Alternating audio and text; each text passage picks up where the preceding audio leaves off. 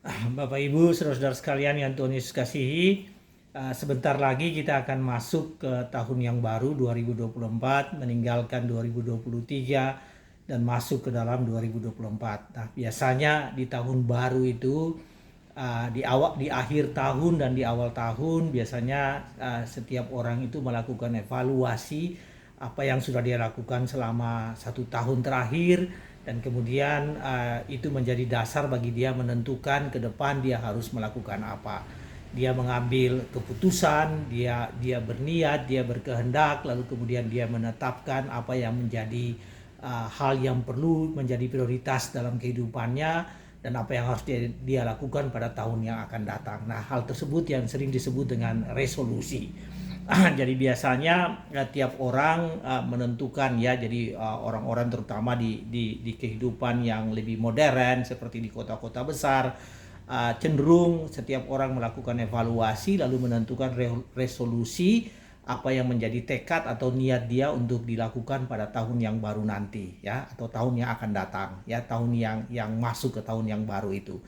Nah, saudara-saudara sekalian, biasanya setiap orang bisa melakukan resolusi itu atau niat atau kehendak atau keputusan itu lebih dari satu aspek. Bisa saja aspek pekerjaan apa resolusinya, aspek keluarga, aspek beribadah, aspek hubungan sosial ya. Itu setiap aspek bisa diambil resolusi, bisa ditentukan resolusinya. Dan pada hari ini saudara-saudara sekalian, kita akan melihat salah satu resolusi yang mungkin saja kita bisa lakukan, yaitu dalam hal kesehatan ya, karena kesehatan juga itu adalah sesuatu yang sangat penting bagi setiap orang. Dan biasanya di tahun baru, di awal tahun itu banyak orang yang mengambil resolusi, niat, kehendak, memastikan atau memutuskan apa yang harus dia lakukan tersangkut dengan kesehatannya. Saudara-saudara sekalian, kalau kita berbicara tentang kesehatan, maka ada dua hal. Yang pertama itu adalah kesehatan secara fisik, apa yang disebut dengan physical health. Dan yang kedua adalah kesehatan secara rohani, apa yang disebut dengan spiritual health. Nah, hari ini saya ingin menunjukkan ke Anda bahwa kedua ini mempunyai kaitan. Jadi physical health itu ditentukan atau dipengaruhi oleh spiritual health. Ya, sangat ditentukan atau dipengaruhi oleh spiritual health. Nah, dan kalau Anda mengambil resolusi untuk hidup secara lebih sehat, maka seharusnya kedua ini berjalan bareng. Jadi hidup secara sehat, sehat secara jasmani, tapi yang lebih utama adalah sehat secara rohani. Saudara-saudara sekalian, kita akan membaca dari satu perikop, atau kita akan melihat satu perikop, yaitu terambil dari Yesaya pasal 38 ayat 1 sampai 8. Jadi cerita Yesaya 38 ayat 1 sampai 8 ini tentang Hizkia yang sakit, Raja Hizkia, seorang raja di Yehuda, Hizkia yang sakit dan kemudian disembuhkan. Nah, kita akan mencari tahu, kita akan melihat apa penyakitnya dan bagaimana proses sehingga dia disembuhkan. Tetapi bukan saja disembuhkan secara fisik, namun bagaimana juga alasan ya, semacam apa yang menjadi dasar fondasi bagi dia disembuhkan secara fisik ya. Tentu saja ada yang disebutkan, yang saya sebutkan tadi adalah keadaan rohaninya. Jadi rohani dan jasmani ini berjalan secara berbarengan. Hizkia, kisah tentang Hizkia ini cukup banyak di dalam Alkitab, Bapak Ibu. Sejalan atau sama dengan serupa dengan ayat-ayat yang terdapat di dalam Yesaya pasal 38 ayat 1 sampai dengan ayatnya yang ke-21. Jadi ini cukup panjang ayatnya, tapi kita akan hanya baca dari 38 ayat 1 sampai ayat 8 ya.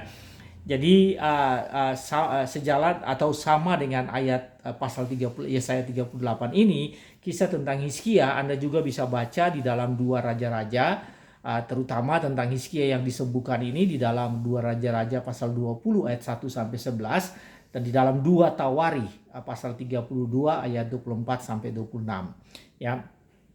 Hizkia merupakan salah seorang raja yang penting di zaman Yehuda. Jadi Hizkia sendiri itu artinya the Lord is my strength. Tuhan adalah kekuatanku. Nama Hizkia itu berarti Tuhan adalah kekuatanku. Hizkia mempunyai anak yang bernama Raja Manasye, dan dia adalah anak dari Raja Ahaz, ya. Tetapi tidak seperti dengan kehidupan orang tuanya, yaitu bapaknya Ahaz dan anaknya Manasye. Hizkia ini tercatat sebagai seorang raja Yehuda yang sangat setia pada Tuhan, ya. Dia termasuk raja yang taat. Oleh karena itu cerita tentang Hizkia, riwayat dan kisah tentang Hizkia ini cukup panjang di dalam Alkitab dibandingkan dengan raja-raja Yehuda lainnya, ya. Jadi cukup panjang, ada beberapa pasal yang menjelaskan, bahkan di Nabi Yesaya sendiri menyoroti Hizkia ini cukup panjang, ya. Di di Yesaya pasal 37 dan Yesaya pasal 38, ya. Kemudian 39. Jadi Yesaya 37, 38 dan 39 adalah riwayat tentang Raja Hizkia, ya, yang menjadi sorotan dari bahkan dari ayat 36, pasal 36 sampai pasal 39. Jadi ada 4 pasal dari Nabi Yesaya, dari kitab Yesaya, yang menjelaskan tentang riwayat Hizkia. Nah, saudara-saudara sekalian, Hizkia menjadi raja pada tahun 715 sebelum Masehi sampai tahun 686 sebelum Masehi. Jadi dia menjadi raja selama 29 tahun. Menjadi raja pada usia 25 tahun. Jadi dia mulai menjadi raja pada usia 25 tahun menggantikan bapaknya, yaitu Ahaz. Kemudian dia meninggal pada usia yang cukup muda. Dia meninggal pada usia 54 tahun. Jadi 25 tahun usia 25 tahun dia menjadi raja di Yehuda atau di Yerusalem selama 29 tahun, dan pada usia 54 tahun dia meninggal dunia. Namun hal yang menarik, saudaraku, pada usia 39 tahun ketika dia sudah menjadi raja selama 14 tahun, pada saat itu dia menderita sakit. Hizkia menderita sakit, dan kemudian sakitnya itu adalah satu penyakit yang boleh saya sampaikan yang cukup parah, ya. Sehingga Nabi Yesaya datang kepada Hizkia, dan Tuhan memerintah Nabi Yesaya, menyampaikan ke Nabi Yesaya bahwa Nabi Yesaya perlu sampaikan kepada Hizkia bahwa penyakitnya tidak akan disembuhkan dan dia akan segera mati, ya, dan dia akan meninggal, ya. Nah, saudaraku, apa sih sebetulnya penyakit Raja Hizkia ini? Memang secara eksplisit tidak disebutkan di dalam Alkitab. Namun kisahnya itu bahwa pada akhirnya Hizkia disembuhkan. Dan kisah tentang Hizkia bagaimana dia berdoa, mengucap syukur pada Tuhan, dan di dalam doa syukurnya itu Hizkia menyampaikan tentang penyakitnya. Dan penyakitnya itu pada ayat 13 dikatakan bahwa dia sakit, tulang-tulangnya rasa sakit. Ini mungkin semacam demam tulang, ya. Tidak ada yang tahu pasti apa penyakit Hizkia, tapi dia katakan dalam Yesaya 38 ayat 13 bahwa dia mempunyai tulang-tulang yang sakit. Kemudian suaranya yang semakin hari semakin menghilang. Dan terakhir dalam ayat 15 dikatakan bahwa Hizkia mengalami kesulitan dalam tidur. Jadi itu penyakit yang diderita Hizkia, boleh dikatakan satu penyakit yang sangat kompleksitas, ya. Jadi kompleks, penyakitnya cukup macam-macam. Dan karena itu maka Tuhan datang melalui Nabi Yesaya, dan Tuhan sampaikan kepada Hizkia bahwa Hizkia akan meninggal, ya. Itu cerita yang terdapat di dalam pasal 38, Yesaya 38 ayat 1 sampai ayat 8. Saudara-saudara sekalian, saya baca supaya kita mendapatkan gambaran mengenai perikop ini. Pada hari-hari itu Hizkia jatuh sakit dan hampir mati. Lalu datanglah Nabi Yesaya bin Amos dan berkata kepadanya, "Beginilah firman Tuhan, sampaikanlah pesan terakhir kepada keluargamu, sebab engkau akan mati, tidak akan sembuh lagi." Lalu Hizkia memalingkan mukanya ke arah dinding dan ia berdoa kepada Tuhan. Ia berkata, Tuhan, ingatlah kiranya bahwa aku telah hidup di hadapan-Mu dengan setia dan dengan tulus hati, dan bahwa aku telah melakukan apa yang baik di mata-Mu." Kemudian menangislah Hizkia dengan sangat. Maka berfirmanlah Tuhan kepada Yesaya, "Pergilah dan katakanlah kepada Hizkia, beginilah firman Tuhan, Allah Daud bapa leluhurmu. Telah kudengar doamu dan telah kulihat air matamu. Sesungguhnya aku akan memperpanjang hidupmu 15 tahun lagi." Ya, ini pesan dari Tuhan kepada Hizkia melalui Nabi Yesaya. Sesungguhnya aku akan memperpanjang hidupmu 15 tahun lagi. Dan aku akan melepaskan engkau dan kota ini dari tangan Raja Asyur dan aku akan memagari kota ini. Inilah yang menjadi tanda bagimu dari Tuhan, bahwa Tuhan akan melakukan apa yang telah dijadikannya. Sesungguhnya bayang-bayang pada penunjuk matahari buatan Ahaz akan kubuat mundur ke belakang 10 tapak yang telah dijalaninya. Maka pada penunjuk matahari itu, matahari pun mundurlah ke belakang 10 tapak dari jarak yang telah dijalaninya. Bapak Ibu Saudara sekalian, itu dari ayat 1 sampai 8, Yesaya 38 ayat 1 sampai 8. Kemudian ayat 9 sampai 22 kita tidak membacanya, tapi itu cerita tentang bagaimana ucap syukur Hizkia, doa ucap syukur Hizkia karena dia telah disembuhkan Allah. Nah, jadi dari bacaan singkat tadi Anda bisa saya harap Anda sudah bisa pahami bahwa Hizkia mengalami sakit yang cukup parah. Kemudian Tuhan sudah mengatakan kepadanya bahwa dia akan mati, tapi kemudian dia berdoa dan kemudian Tuhan mendengar doa itu dan dia diperpanjang umurnya bahkan 15 tahun lagi. Jadi tadi saya sebutkan di dalam pembukaan tadi bahwa itu terjadi pada saat Hizkia berumur 39 tahun dan dengan doanya diperpanjang 15 tahun lagi, maka dia hidup berusia 54 tahun. Nah, saudara-saudara sekalian, ada dua hal yang bisa kita pelajari dari perikop ini. Yang pertama, bahwa usia umur itu ditentukan oleh Tuhan. Dan Anda boleh memohon agar Anda berumur panjang.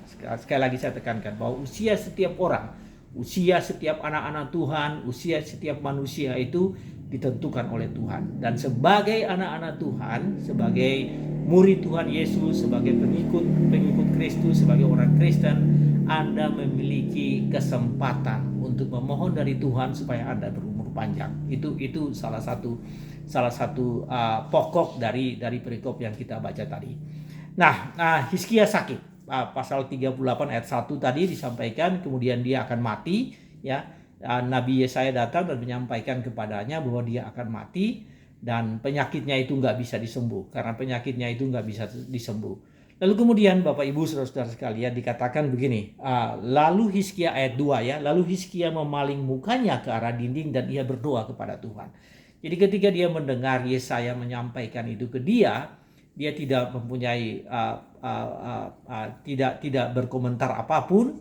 Apa yang dia lakukan, dia memandang ke dinding. Ya tentu saja Yesaya berada pada saat itu, dia tidak meminta Yesaya mendoakannya, tapi dia mendoakan dirinya sendiri.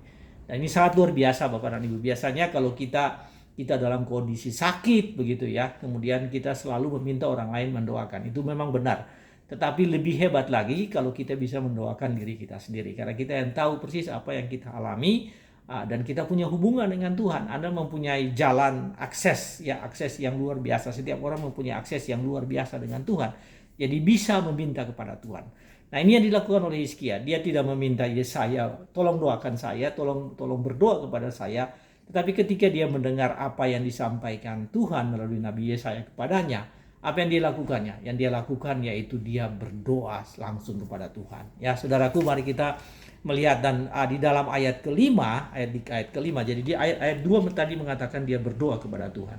Kemudian ayat kelima, ini jawaban Tuhan ya. Pergilah dan katakan kepada Hizkia, beginilah firman Tuhan Allah Daud bapa leluhurmu, telah kudengar doamu. Ini Tuhan sendiri mengatakan, telah kudengar doamu dan telah kulihat air matamu. Memang saat itu Hizkia berdoa dan Alkitab mengatakan bahwa dia berdoa dengan kepahitan hatinya. Dia sangat sedih dan dia menangis. Dan Tuhan berkata, aku telah mendengar doamu dan aku telah melihat air matamu. Dan kemudian pergilah dan katakanlah bahwa dia akan berumur. Saudara bisa lihat dalam ayat 5. Ayat 5 mengatakan begini, sesungguhnya aku akan memperpanjang hidupmu 15 tahun lagi. Jadi Yesaya mengatakan itu yang dikatakan Tuhan kepada Hizkia melalui Nabi Yesaya, bahwa dengan doanya Tuhan menjawab doanya dan dia dalam keadaan sakit. Sesungguhnya Tuhan memperpanjang usianya 15 tahun lagi. Saudara, Yesaya 38 ayat 5 mengatakan itu. Umurnya diperpanjang 15 tahun lagi. Bapak Ibu Saudaraku, setahu saya di dalam Alkitab, apa yang saya pahami, apa yang saya pelajari, Hanya Hizkia yang mendapatkan suatu garansi yang luar biasa secara eksplisit yang Tuhan sebutkan bahwa usianya diperpanjang 15 tahun, ya.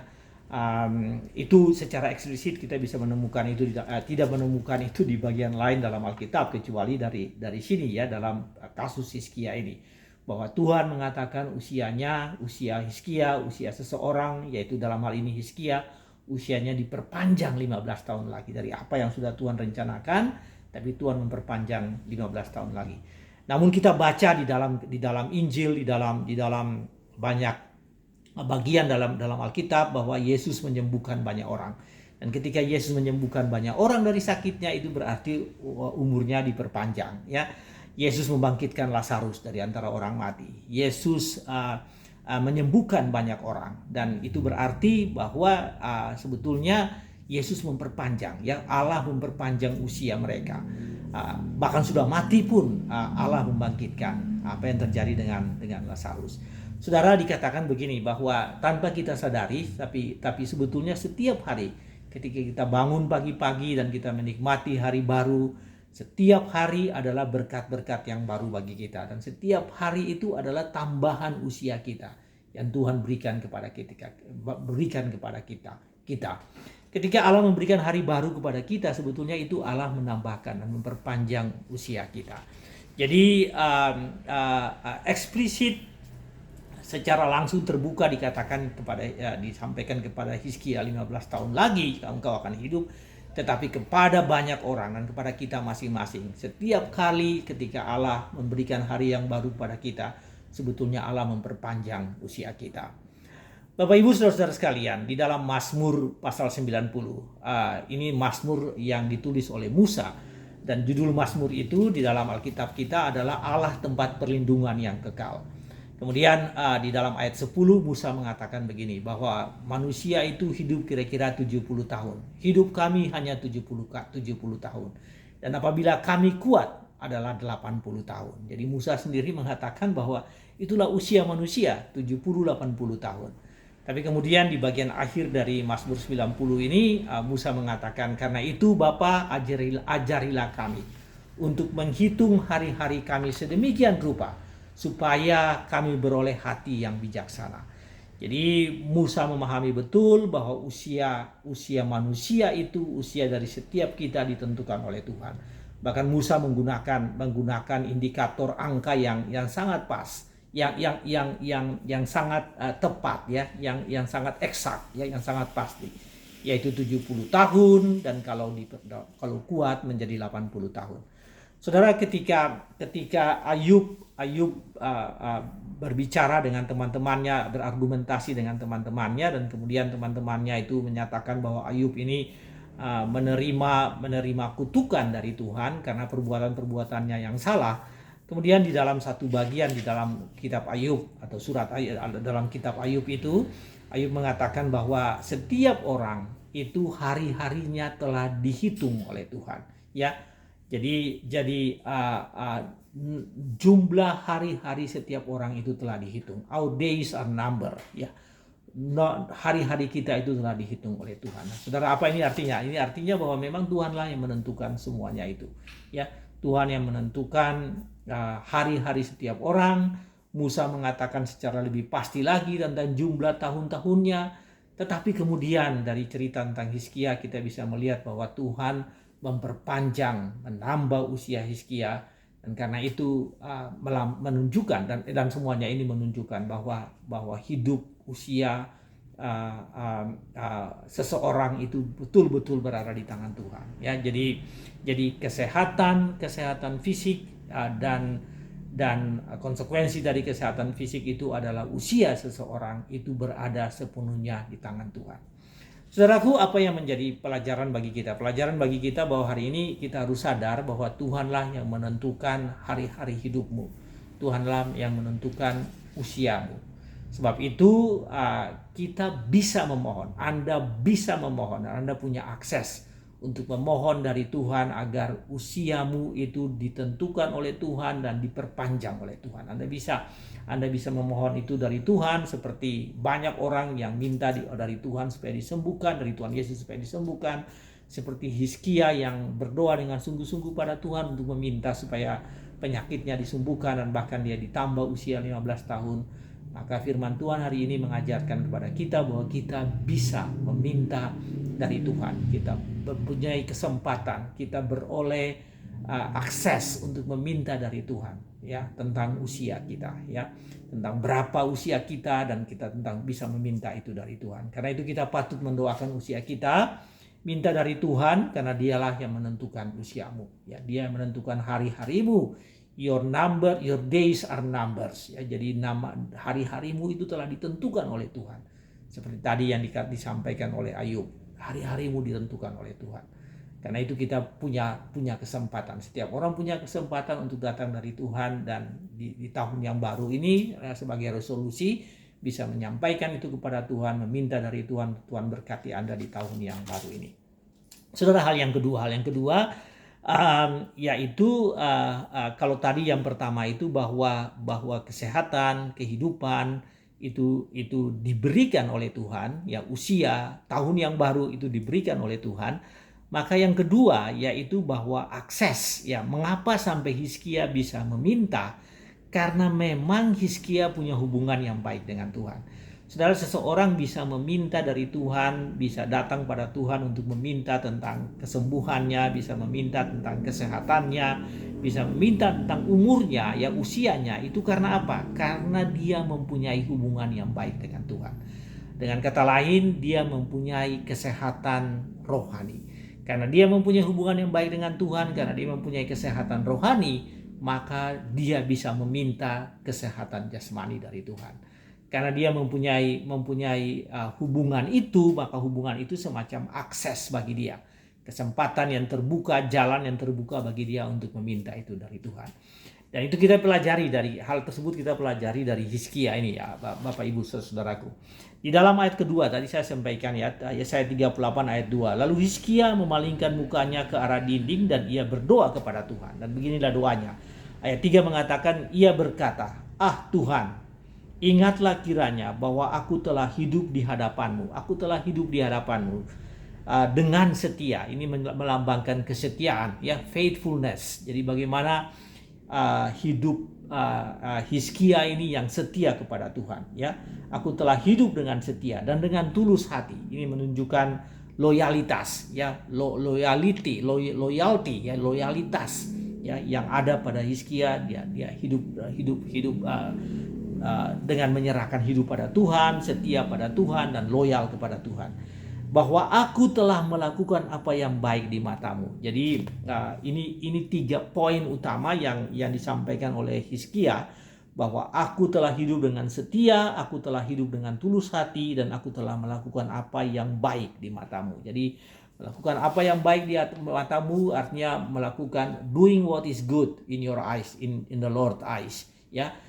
Melakukan apa yang Tuhan kehendaki yang harus dia lakukan. Jadi itu yang dia lakukan karena itulah yang sudah dilakukan. Dan saudara, kalimat yang dipakai di sini adalah dalam bahasa Inggris disebut present participle. Jadi karena itu dikatakan begini, aku telah. Kalimat ini berarti bahwa sejak dulu sudah melakukan itu dan sampai sekarang masih melakukannya. Aku telah melakukan yang dengan tulus hati, ya. Aku telah hidup dengan tulus hati di hadapanmu. Aku telah hidup dengan setia di hadapanmu. Dan aku telah melakukan apa yang baik di matamu. Jadi telah melakukan itu. Sesuatu yang dulu dilakukan. Dan sampai hari ini meskipun dia dalam keadaan yang sakit, dia juga telah melakukan hal itu. Jadi ini satu proses yang sudah dialami oleh Hizkia, yang menunjukkan bagaimana kesehatan rohaninya, yang menunjukkan bagaimana hubungannya dengan Tuhan. Dan karena itu ketika Yesaya datang kepadanya, menyampaikan kehendak Tuhan bagi dia, rencana Tuhan bagi dia, otomatis Hizkia bisa menyampaikan, bisa datang dan berdoa kepada Tuhan dan menyampaikan, "Oh Tuhan, aku ini loyal terhadap-Mu, aku ini setia mengikuti Engkau, dan aku telah melakukan segala perbuatan-Mu, segala hal yang Engkau menginginkan untuk aku lakukan di hadapan mata-Mu." Jadi itulah saudara-saudaraku yang tadi saya sebutkan, bahwa keterkaitan antara hubungan antara kesehatan spiritual dengan kesehatan jasmani, ya, kesehatan fisikal.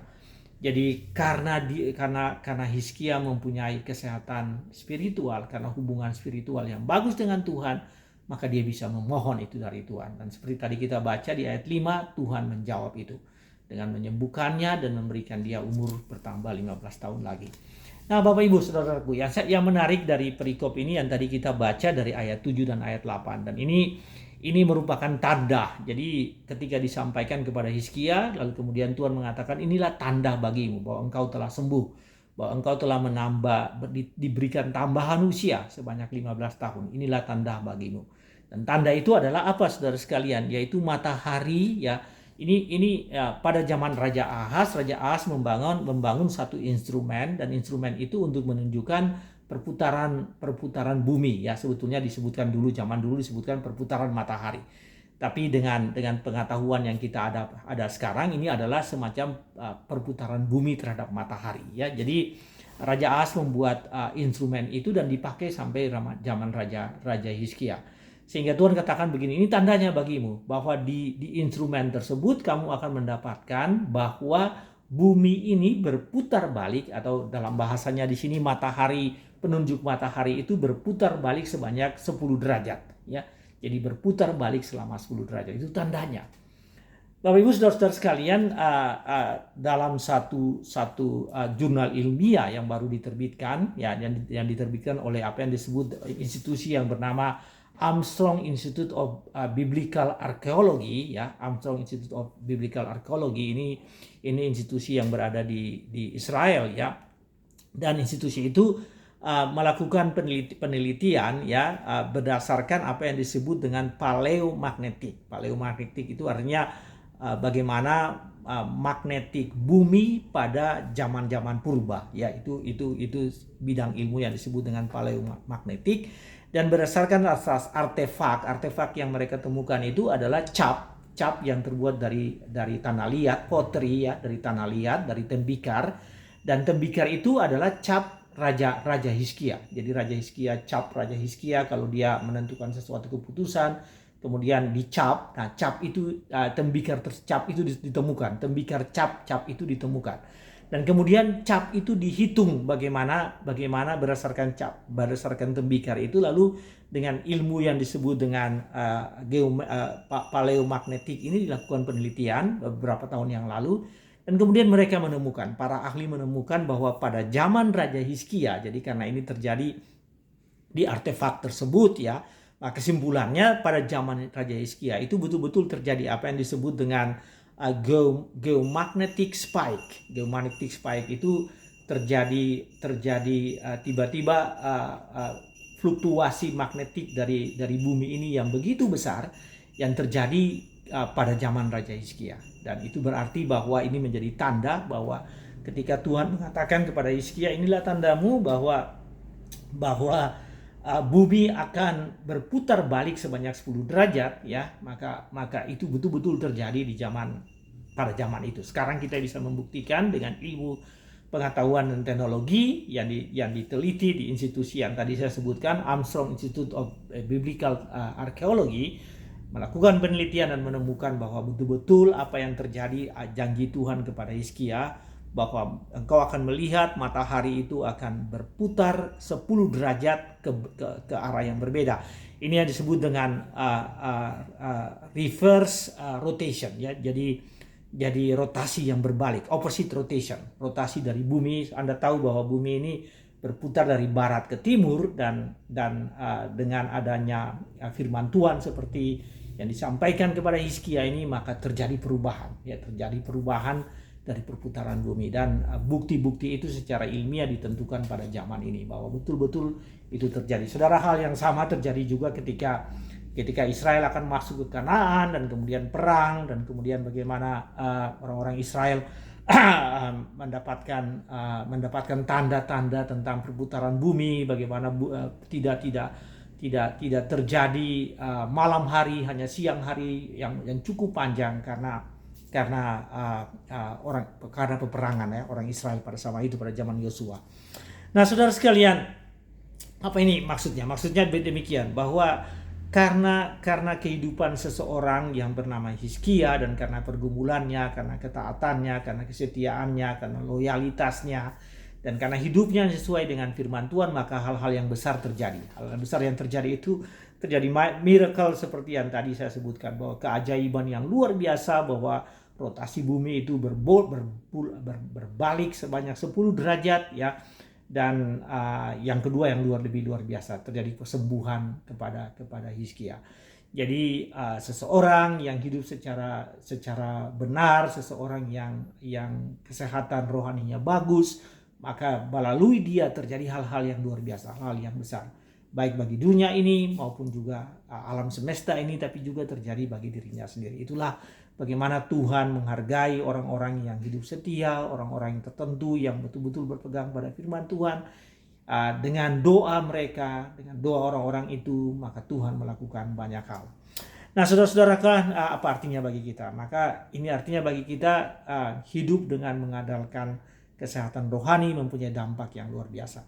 Jadi mulailah hari ini perhatikan kesehatan rohanimu, karena dengan hidup secara rohani otomatis maka Anda diberkati untuk hidup juga dalam aspek-aspek yang lain. Tentu saja kita ngomong hanya mengenai physical health, tapi juga bukan hanya physical health, social health ya, dan kesehatan lainnya. Itu semua berimbas ya, berdampak karena hidup yang kesehatan rohaninya yang baik. Dan kesehatan rohani yang baik, maka Anda akan berdampak pada kehidupan Anda yang dalam aspek-aspek atau dimensi-dimensi kehidupan lainnya. Nah, Bapak Ibu saudara-saudara sekalian, seperti tadi saya katakan bahwa di tahun 2024 apa resolusi yang paling penting?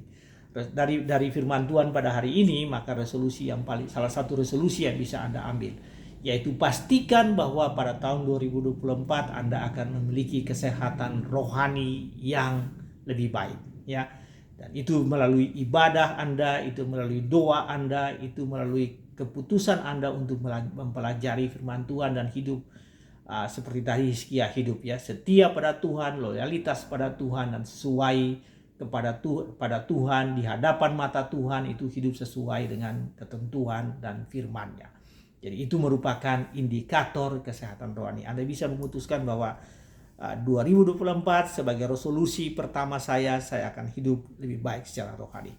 Dan yang kedua yang cukup penting juga, yaitu bahwa hidup secara jasmani.